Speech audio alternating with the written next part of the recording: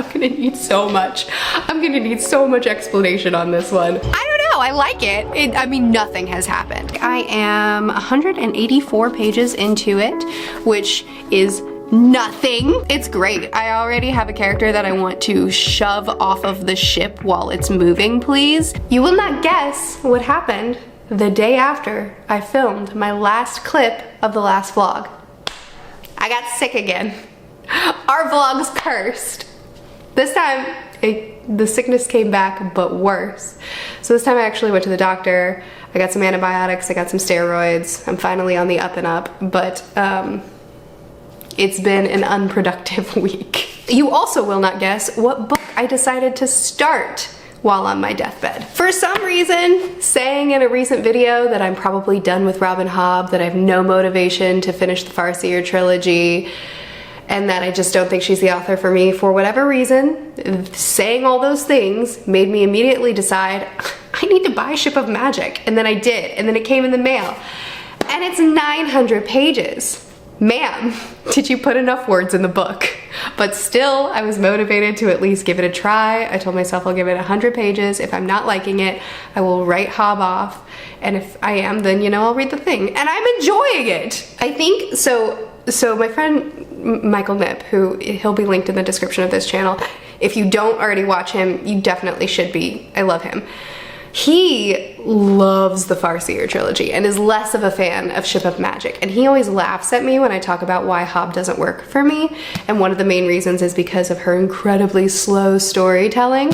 And he thinks that's hilarious because he's so invested in the plot of Farseer that to him, despite things progressing slowly, he's always invested and he feels like he loves the plots of her stories. I think after reading the first 92 pages of Ship of Magic, which is where I am right now at the point of this clip, after reading the first 92 pages, I think that I can articulate a little bit better what I mean. So, I just read a chunk of this book where some of our characters, well, one of our characters was thinking about their assets. And it was 5.5 pages of not dialogue, of narrative talking, narrative exposition, I suppose, just telling us about their assets, about the vineyards that they own and the wineries and their multiple streams of income. We have one character, the husband, who goes off to sea, and she, his wife, she stays home and manages their streams of revenue, manages their household business. And it was 5.5 pages talking about why the vineyards are doing well, and yet she's still having to sell some of them off because of the slave trades, which are driving prices down, which are making it so that she can't sell as much. So now she's having to sell off some of their assets in order to keep them afloat, even though they should be financially doing fine, and why their financial situation has been depleting. 5.5 pages giving narrative chunks, just like the story isn't moving, the plot isn't moving, the characters aren't, nothing's moving. We're just pausing to get an in-depth look of their financial situation and their streams of revenue. And you know what? I loved it. And then after that, a man walked into the room and we got 14, I kid you not, 14 pages of then her and him having a discussion about these vineyards and about their assets. And you know what? I loved it. And I think that this has helped me to understand a better way to articulate why Farseer didn't work for me. And the reason is because I love the characters in Ship of Magic already. Whoop, there it is. Already. And I just didn't connect with Fitz. Hobb is such a close writer. Like, I read Scott Lynch, I'll read 10 pages talking about how to manufacture a chair. I'm happy with exhaustive details because to me that just draws me closer into the story, closer into the world. I feel like I'm living inside a living and breathing world, and Hobb does that. Her worlds breathe, but she does that by giving intensive amounts of detail for the sake of pacing. And that to me is not a negative thing, because I don't need a fast-paced plot. I need incredible characters, amazing worlds, great themes. I just want a world that I can live in, and Hobb provides that. So why didn't Farseer work for me? Because being 100% of the time inside the head of a single character that I don't even like that much, just I couldn't do it. And you know, I know that I am probably hurting people with what I said, because Fitz is so loved among readers. He is so loved, and I just don't. So I don't know, because Michael, my friend that I just mentioned, he loves the characters in Farseer so much more than in Live Ship, and he loves the books Farseer so much more than Live Ship. So I don't know, maybe Michael and I are gonna have a YouTube rap battle, but I'm just enjoying it a lot more. I really am not into the plot at this point. There's not much that the plot is doing for me, and frankly, I don't even know in what direction we're supposed to be going at this point. But you know, that's Hobb for you. And I'm fine with it, because I care about the characters, and I'm invested in the world, and I'm into the writing, and I'm just enjoying it. So, I'm not gonna talk to you about plot right now, but maybe later on when I get deeper into the book, we will. I read Volume 6 of Hunter x Hunter, which Volume 6 was in the thumbnail of the last video, even though I was talking about Volume 5 in the video, which means that these thumbnails are going to be inconsistent, but I'm not going to fix the old one, so sorry for that inconsistency. If you're not one of my Hunter x Hunter peeps, skip ahead. The timestamp is, you know, about. So we are in the Heaven's Arena arc. We are in the beginning of the Heaven's Arena arc, or the first half of it probably, and I love it already. Killua. So I was saying Killua, and it's Killua, I think. Correct me if I'm wrong. Killua is still my main character. Oh my goodness. He was dropped off in this battle arena. He was dropped off when he was 6, and his goal was to make it to the 200th floor, but he never actually had to face in the 200th floor, so he arrives, and the guy immediately is like, all right, go ahead and advance to the 100th floor because you're a veteran. And he's like, no, I'll stick with my friend here. And so he started to the 50th because that's where Gon got put. And I just, you know, it's so hard for me to tell you how much I love him, but his like matter of fact, no, I'm gonna win. Like when he faced off against this adorable little fella, and oh, did you see it? And he was just like, I mean, sorry in advance for how you're going to lose. And it's like, it's so rude, but at the same time, it's just how it is for him. Like, that's just the way of things for his character, because of the way he's been trained and because of the things that he's seen in life. But also, like, he doesn't actually care about being a hunter or about joining this competition or about like anything. He doesn't have a lot of motivators other than just like, I'm sticking with my friend. And he's just a kid that all his life has wanted a friend, and he's finally got one, and like that's where he is. And I love him. I love him for his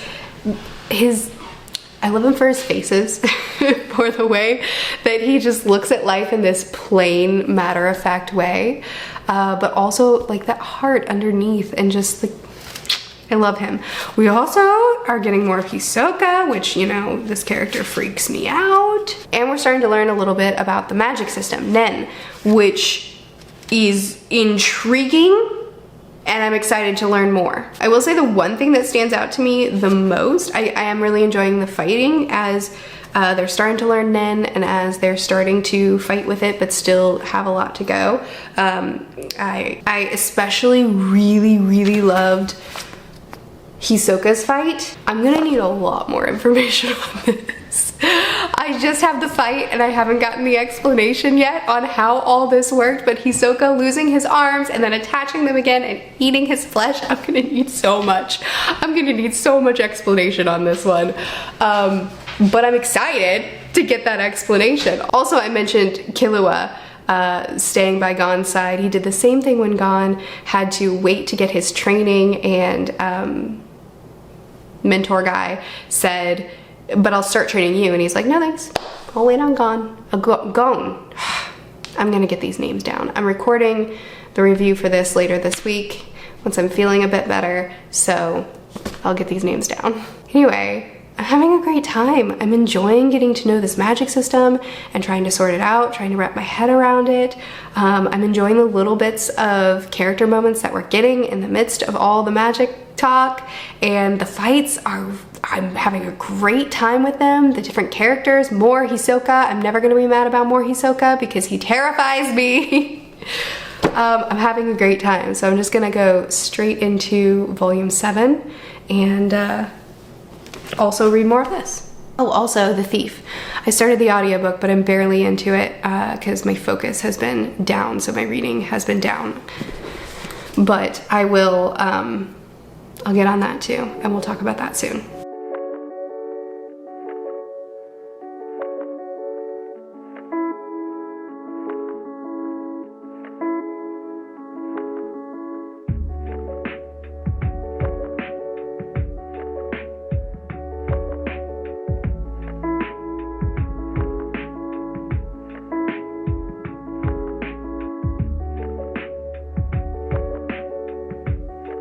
So I read or listened to the first half of The Thief, which was, it's my daughter, which was the audiobook that I said last week has come in from the library and I wanted to start.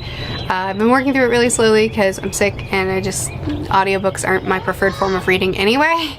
So anyway, I'm half done with it and I don't know, I like it, but I don't know.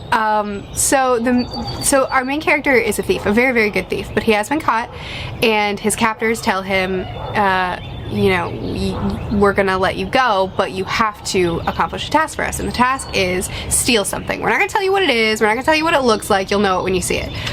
But go on a journey to get to the thing that you need to steal that you don't know what it is. So the first half of this book has been, you know, journeying, stopping, setting up camp, complaining, telling stories, journeying, setting up camp, complaining, telling stories.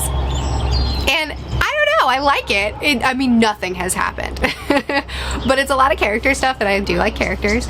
And our main character is a character that I do quite like. I mean, he complains a lot and he baits people a lot, but at the same time, the people that he's with are also kind of, they have personalities that I don't blame him for baiting them sometimes. But a lot of it is sitting around the campsite, telling stories, arguing about whose version of the story is correct, getting into disagreements, complaining about the travel, just having discussions. I mean, it's just a lot of talking and traveling and talking and traveling, and plot-wise, I mean, I can't tell you much.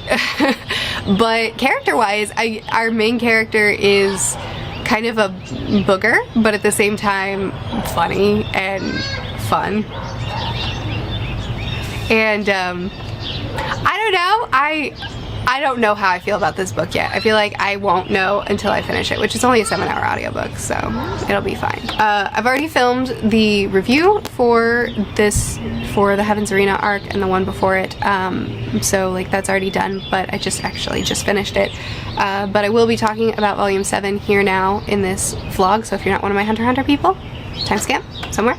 Skip. Let's talk about it for a minute, because oh my goodness, the explanation for why Hisoka was able to do all that crazy, nasty, disgusting, awesome stuff in the fight was better. The fight itself was shocking and disturbing and thrilling. And then we get the explanation, and somehow that's even better because it only makes the fight that much cooler. I love this magic system because I already recorded the video, so I've already said this, but the magic system, the base of it, I feel like is something that I can wrap my head around, but what's so exciting about it is the unique elements of it. What's your specialty? What's the thing? What's your ability? And in what ways can you learn to use it incredibly uniquely? And seeing it in action in this arc and seeing it used in different ways, specifically through Hisoka, but also through don't know, the doppelganger guy.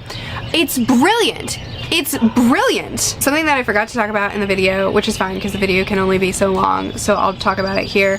One of the fights that I really liked was Killua when he was fighting against the electric guy.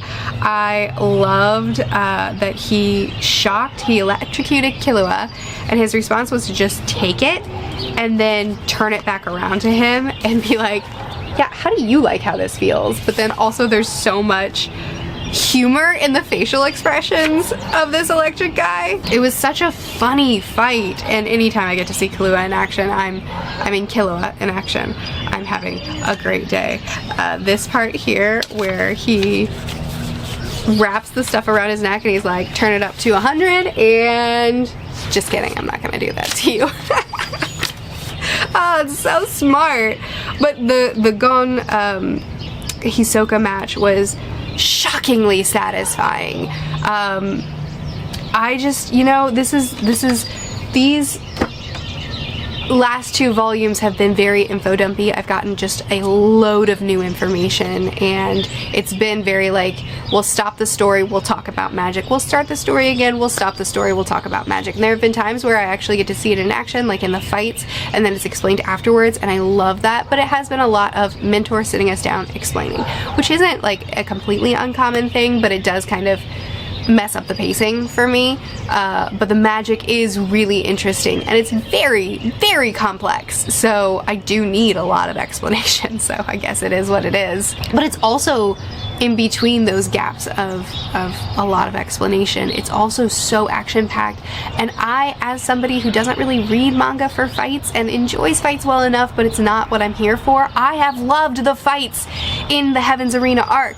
They have been so exciting and unique, each one, and the ways our characters are having to figure out how to handle these situations and getting to see their personalities shine through the fights and learning more about the magic through the fights, seeing these unique abilities. It has me so excited for the fights to come in the series. I have continued to read more of Ship of Magic, but since this reading vlog is already very condensed for me in my timeline, with me being just sick for several days, I'll check in with you in the last clip and we'll talk about just a good chunk of the book, but I am really enjoying it.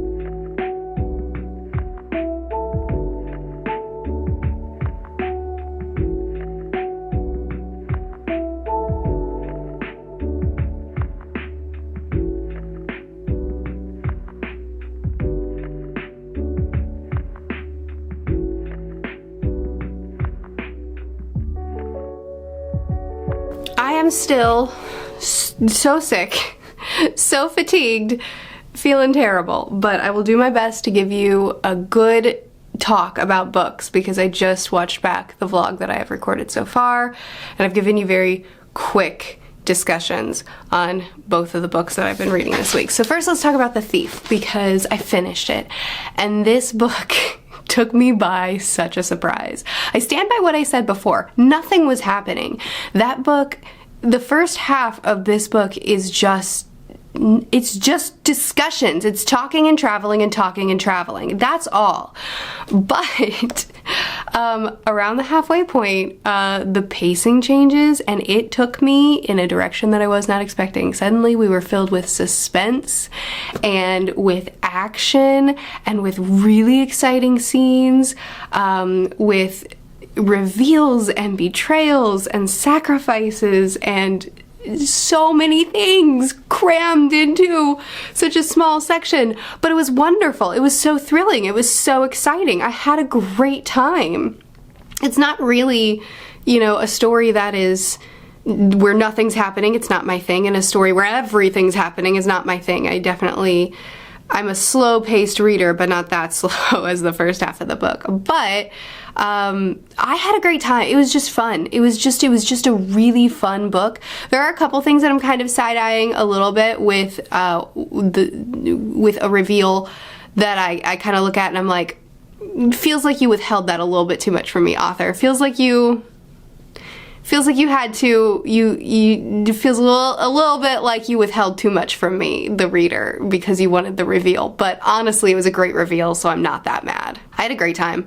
I really, really enjoyed it. I will continue on with the series just because the books are so short, and it was nice to be reading while I just had no stamina in my life and in my brain, and I was trying to read a chunky boy. So let's talk about the chunky boy. Ship of Magic, I am 184 pages into it, which is nothing. That's most of The Thief, but that's barely, I mean, we've barely even begun the plot in this book. So I remember because I just edited it. In the first clip where I was talking about this, I said that I love the characters so much. It doesn't matter to me that Hobb is such a slow-paced author, because the characters for Ship of Magic have me. I'm mad at almost every single character in this book. Everybody that I was introduced to, almost everybody that I was introduced to, the moment I'm introduced to them, I'm like, and I love you, and I love you, and I love you. But then the inciting incident happened, and now I'm mad at everyone but our main girl. What's her name? Alatha? That's not how you're gonna... Althea. That's wrong. I love her. No one else gets my love. That's not true. I do love her little nephew. What's his name? Hang on. I don't retain names at all. Wintro. I love Wintro. No one else gets my love. I'm mad at everyone. Why is everyone so mean? It's great. I already have a character that I want to shove off of the ship while it's moving, please. Which, I don't know, like antagonistic, antagonistic characters. Sometimes I care about them, sometimes they just exist in the world. Villains aren't usually like the character that I gravitate towards unless they're just wonderfully written, and I've read several really well-written villains recently, and I won't name his name even though I don't think it's a spoiler, but this man, I don't think he's a villain, but he's certainly antagonistic. I want to throw a brick at his head. That was rude. I do though. I do. She has written him so well, and I hate him so hard. I'm still having a great time. I'll give you a little bit of information about this book because I realize I've given you none other than just my feelings. So this family, I mean, there's a lot of perspectives that we're jumping back and forth between, and most of them are the perspectives of this family. So there's this man who is a ship's captain. He has been the one that has captained the... Oh, Brashen! Brashen is another character that gets my love. He gets my love too. Sorry, I'm looking for something else and I just saw his name. Vivica! Listen, I'm already so bad at names and my brain... I have sick brain. So Vivica. The Vivica is a live ship, which means that it's a ship that was made out of wizard wood, and so it is alive. It is a sentient ship. And our characters, or our lead girls, Althea, her great-great-grandmother commissioned this ship, and it's been passed down through the family. And anyway, her dad has been the captain of this ship for all this time. And the inciting incident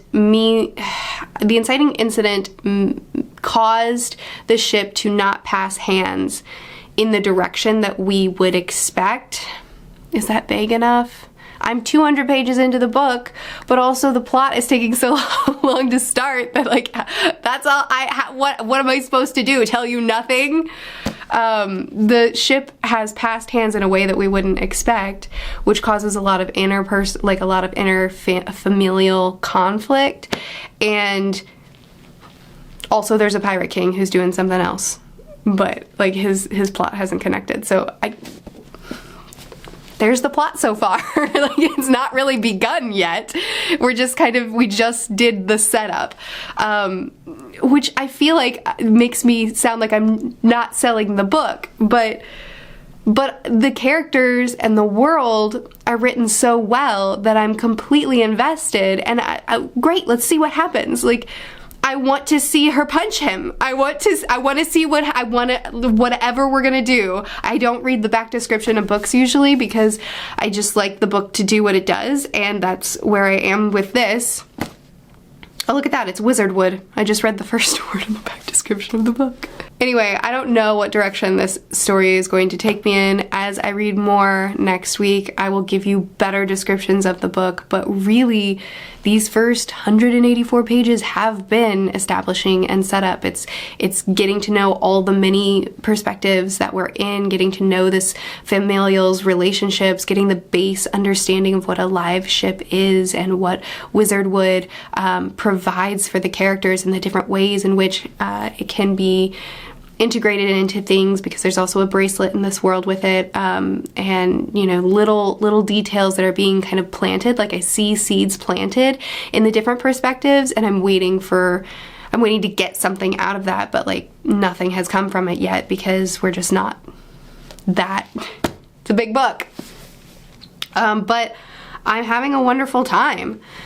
Which I'm genuinely surprised by, if I'm gonna be honest with you. I did go into this thinking this is my last try with Hobb. I'm gonna quit on it. I'm not gonna like it because I just didn't like Farseer that much, and I am wrong. I'm loving this, and I hope it stays that way. So next week I will obviously be continuing on with Ship of Magic. I'm also, now that I'm done with The Thief, I'm going to be switching back to He Who Fights with Monsters as my audiobook. I also just got the next Alana book out from the library, In the Hands of the Goddess. So I'm already listening to that too, so I guess I'm balancing 2 audiobooks right now. Whoops. But I'm sick and I want something quick and light, and it's adorable and I already love it. But anyway, that's all. Feel free to chat with me more about these books if you have read any of them, if you want to talk about them more in the comments. I post videos every Tuesday and Friday on my main channel and Thursdays on the vlog channel. I'll see you again soon. Bye. Also, sorry there was so little B-roll in this vlog. I just haven't left the house, so bye.